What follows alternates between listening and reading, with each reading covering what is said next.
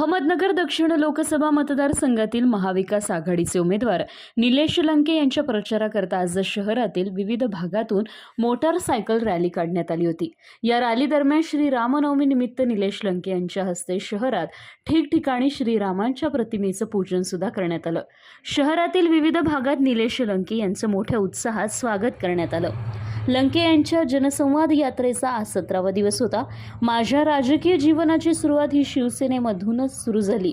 मी स्वर्गीय अनिल भैया यांच्या तालमीतला एक कार्यकर्ता आहे। भैया आज असते तर मला शहराची चिंता नसते, अशी प्रतिक्रिया लोकसभा उमेदवार निलेश लंके यांनी यावेळी बोलताना व्यक्त केली। आज स्वाभिमान जनसंवाद यात्रेचा 17वा दिवस आहे आणि 17 दिवसामध्ये ग्रामीण भागाचा अतिशय मोठ्या प्रमाणात उत्स्फूर्त सहभाग पाहायला मिळाला। त्याचबरोबर नगर शहरात सकाळी 8 वाजल्यापासून यात्रेने सुरुवात केलेली आहे। नगर शहरामध्ये सुद्धा उत्स्फूर्तपणे लोकांचा सहभाग पाहायला मिळालेला आहे।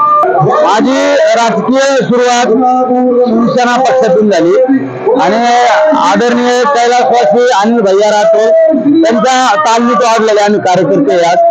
नगर शहरामध्ये मला फिरत असताना सगळ्यात महत्वाची एक कोणी मला आज भासली ती म्हणजे आज भैया असते तर मला आज या शहराची कुठली काळजी मला वाटली नसती, पण भैयांच्या रूपात माझ्या बरोबर सगळे सहकारी मी आज या ठिकाणी पाहतो। त्यामुळे मी दुसरी कोणाची चिंता करीत नाही।